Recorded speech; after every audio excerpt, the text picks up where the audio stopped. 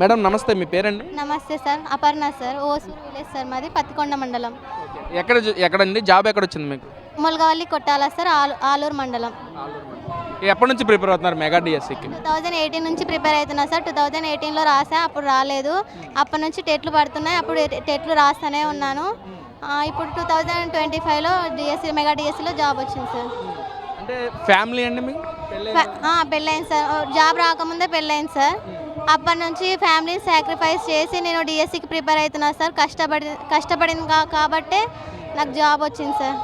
అంటే మీ కష్టానికి కూడా ఫలితం లేకుండా వైసీపీ నాయకులు చేస్తున్న మాటలను ఎలా చూడొచ్చు అంటారు? ఇలా కష్టపడిన వాళ్ళ ఫలితాలపై బురద జల్లడం కరెక్ట్ కాదు సార్. మేము కష్టపడి మేము సాధించుకున్నాం. ఇలాంటివన్నీ రాజకీయాలకు దూరంగా ఉంటే బాగుంటుంది సార్. మా టీచర్ల మనోభావాలతో ఆడుకోవడం కరెక్ట్ కాదు సార్. అంటే ఇక్కడ ఒక్కొక్క పోస్టును కూడా కొన్ని లక్షల చొప్పున అమ్మేసుకున్నారు లోకేష్ కానీ మిగతా శాఖ మంత్రులు కానీ అంటున్నారు. మరి ఎక్కడ కూడా అలాంటి వాటికి అవకాశం లేదు సార్. ఇది కంప్యూటర్ బేస్డ్ ఎగ్జాము. అలా డబ్బులు పెట్టి కొనే అంత స్తోమత కూడా మాకు లేదు సార్. అంటే రిజర్వేషన్ ప్రక్రియ ఎంతవరకు అమలైంది అనుకోవచ్చు అండి? అన్ని రిజర్వేషన్, హారిజాంటల్ రిజర్వేషన్, జీవో 27 ఇవన్నీ నోటిఫికేషన్లు ఇచ్చిన దాని ప్రకారమే జరిగినాయి సార్. అంటే జీవో నెంబర్ 77 అంటే ఏంటంటారు? అంటే దాని ప్రకారం మాట్లాడుతున్నారు. హారిజాంటల్ రిజర్వేషన్ అనేది సరిగ్గా అమలు పరచలేదు కూటమి ప్రభుత్వ నాయకులు అంటా ఉన్నారు. అవన్నీ సరిగ్గా అమలు పరిచినామనే ఒకసారి ప్రెస్ మీటింగ్ పెట్టి కోన శశిధర్ గారు చెప్పినారు, విద్యాశాఖ మంత్రి చెప్పినారు. మరి నిన్న కూడా డైరెక్టర్ మేడం తమీం అన్సారియా గారు చెప్పినారు సార్. అంటే పక్కన ఇంతమంది చెప్తున్నా సార్, ఎందుకనమ్మా వైసీపీ నాయకులు మెగా డిఎస్సి అసలు మొత్తం మెగా డిఎస్సి అనేది అవకతవకలు జరిగినాయి, మెగా డిఎస్సి అభ్యర్థుల పట్ల ఆశ పట్ల నీళ్లు పోసారని చెప్పి మాట్లాడుతూ ఉన్నారు. టైం దీనిపైన సంతకం చేశారు కదా సార్. మెగా డిఎస్సి పైన సంతకం చేసి 3 monthsలో కంప్లీట్ చేసి మంచిగా సభ నిర్వహించి ఇంత గ్రాండ్గా చేసినందుకు ప్రజల్లో మంచి పేరు సంపాదించుకున్నారనే ఉద్దేశంతో గవర్నమెంట్ ఇలా బురద జల్లుతుంది సార్. అంటే ఇక్కడ 16,000 మంది పోస్టులు ఇచ్చారు మెగా డిఎస్సి అనేది, పైచీలకు ఇచ్చారు. మరి నిజంగా అవకతవకలు జరుగుంటే మిగతా అంటే ఎవరైతే ఎగ్జామ్స్ రాశారో అందరూ కూడా బయటకు వచ్చి ధర్నాలు చేయాల పరిస్థితి. మరి వాళ్ళు రాకుండా ఒక్క వైసీపీ నాయకులు చేయడం ఎంతవరకు సమర్థించవచ్చు అంటారు? సమర్థించే విషయం కాదు సార్. వాళ్ళు ఎందుకు అలా చేస్తున్నారో వాళ్ళకి తెలియదు సార్. అపోజిషన్ పార్టీ వాళ్ళు ఎప్పుడు ప్రభుత్వం ఏది చేసినా ఏదో ఒక విషయంలో విమర్శించాలనే ఉద్దేశంతో వాళ్ళు అలా చేస్తుండొచ్చు సార్. మీరు ఎప్పటి నుంచి మ్యాక్సిమం ఒక 8 సంవత్సరాల నుంచి ప్రిపేర్ అవుతా అంటున్నారు కదా? 2016 నుంచే ప్రిపేర్ అవుతున్నా సార్. అప్పుడు ఎప్పుడైతే టీటీసీలో జాయిన్ అయినానో అప్పటి నుంచి నేను డిఎస్సికి ప్రిపేర్ అవుతున్నా సార్. టెట్లు రాస్తూనే ఉన్నా, స్కోర్స్ ఇంప్రూవ్ చేసుకుంటున్నా.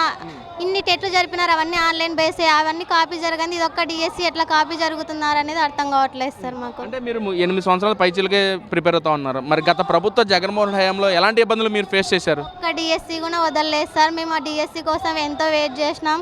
మా ఫ్యామిలీ సాక్రిఫైస్ చేసి కోచింగ్ తీసుకున్నాం. ఎంతో అమౌంట్ పే చేసి కోచింగ్లు వెచ్చించినాం కోచింగ్ సెంటర్లకి.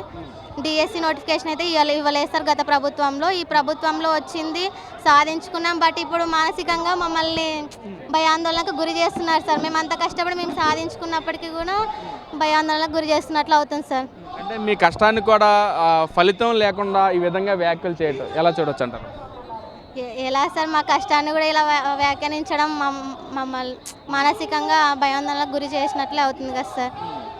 అంటే ఎలా సమాధానం చెప్పాలనుకున్నారు? ఏదైతే మీరు 16,000 మంది పోస్టులు రిలీజ్ అయింది, మరి ఈ రోజున వైసీపీ నాయకులు చేస్తున్న ఆరోపణల్ని ఎలా ఈ ర్యాలీ ద్వారా ఎలా చెప్పాలనుకుంటున్నారు? అసలు ఈ ర్యాలీ ద్వారా ఖండించాలనే సార్ మేము చిన్న బాబుని ఎత్తుకొని వచ్చినాం సార్. అదే పనిగా అంటే చిన్న బాబుని కూడా పట్టుకుని ర్యాలీ లెక్క చేయకుండా వచ్చారంటే దాన్ని బట్టి అర్థమవుతుంది ఎంత కష్టపడి చదువుకున్నారో ఏంటంటే. చదువుకున్నాం, తెలియజేయాలనేసి వచ్చినాం సార్ ఈ ర్యాలీ ద్వారా. థ్యాంక్ యూ అమ్మా. మేడం నమస్తే, మీ పేరు? అశ్విని సార్. అశ్విని గారు ఎప్పటి నుంచి ప్రిపేర్ అవుతారు మెగా డిఎస్సికి? నేను 2018 రాశాను సార్ డిఎస్సి. అప్పుడు రాలేదు. తర్వాత 7 years నుంచి అదే చదువుతూనే ఉన్నాను. ఎక్కడికి హాస్టల్ కూడా వెళ్ళకుండా ఇంట్లోనే కూర్చొని చదివాను సార్. రాత్రి పగలు చదివాను. అలాంటిది ఇప్పుడు అందరూ ఆరోపణలు చేసి తప్పుడు డిఎస్సి, దగా డిఎస్సి అంటున్నారు. చాలా బాధగా అనిపిస్తుంది సార్. అందుకే అందరం కలిసికట్టుగా హర్షం వ్యక్తం చేయడానికి ఇక్కడికి వచ్చాం సార్. మీకు ఏ పోస్టులు వచ్చిందమ్మా మీ DSC? SGT sir, SGT 1 to 5th. మరి ఈ రోజున వాళ్ళు మాట్లాడుతున్నారు ఇది మెగా డిఎస్సి కాదు దగా డిఎస్సి అంటున్నారు. మరి మీరేమో కష్టపడి చదువుకున్నామని చెప్పి మీరు అంటున్నారు. ఎలా చూడొచ్చు అంటారు? ఎలా చూడొచ్చని నేనండి, వాళ్ళు చూసారా మేము కష్టపడింది, వాళ్ళు చూసారా మేము డబ్బులు ఇచ్చింది వాళ్ళు చూసారా?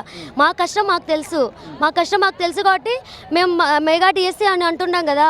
వాళ్ళు మా కష్టాలను ఏమన్నా చూడలేదు కదా. ఏం చూశారు? ఏం చూడకుండా ఎలా చూడకుండా ఇలా మాట్లాడితే ఎలాగండి?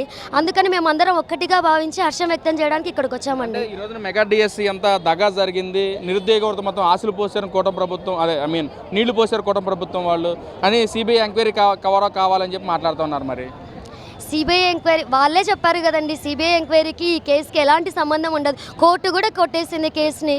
మరి అలాంటిది ఎలా అంటారండి దగా డిఎస్సి అని? ఇక్కడ రిజర్వేషన్ ప్రక్రియ కూడా సరిగ్గా అమలుపరచలేదు, జీవో నెంబర్ 77 ప్రకారం కూడా అమలుపరచలేదు అని చెప్పి మాట్లాడుతూ ఉన్నారు. హారిజాంటల్ రిజర్వేషన్ అంటే ఏంటో తెలుసా అండి? అసలు only marks wise horizontal reservation చేస్తారు.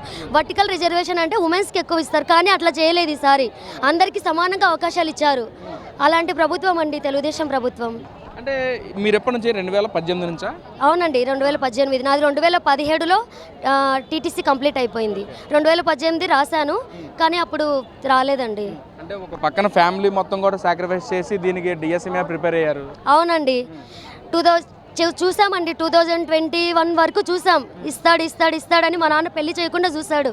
కానీ ఇంకా ఎంతకి ఇవ్వకపోయేసరికి మా నాన్న పెళ్లి చేశాడు. కానీ మా హస్బెండ్ బాగా సపోర్ట్ చేసి నన్ను చదివించారండి. ఎలా అనిపిస్తుందమ్మా మరి ఈరోజు జాబ్ రావడం మీకు? చాలా గర్వంగా ఉందండి, చాలా గర్వంగా ఉంది. మా కుటుంబ సభ్యుల మధ్య చాలా గర్వంగా తలెత్తి తిరుగుతున్నామండి. అంటే మీ ఇంత కష్టపడి చదువుకున్నా కూడా ఎంత జాబ్ వచ్చిన తర్వాత కూడా వైసీపీ నాయకులు చేస్తున్న ఆరోపణల్ని మీ ఆత్మగౌరవం భంగం కలిగించే విధంగా వాళ్ళు మాట్లాడుతున్న తీరు ఎంతవరకు కరెక్ట్ అంటారు? మరి అట్లా ఆత్మగౌరవం భంగపడింది కాబట్టే మేము ఈరోజు అంతా కలిసికట్టుగా వచ్చామండి. అందుకోసమని వాళ్ళకి గట్టిగా సమాధానం చెప్పడానికే వచ్చాం. మరి ఈ రోజున వాళ్ళు కూడా నిరాహార దీక్షలు చేస్తా ఉన్నారు, దానిలో కూడా డిఎస్సి అభ్యర్థులు ఉన్నారని చెప్పి మాట్లాడుతున్నారు. మరి ఆ డిఎస్సి అభ్యర్థులు ఎవరండి? అసలు కెమెరా ముందుకు వచ్చి మాట్లాడమనండి వాళ్ళని.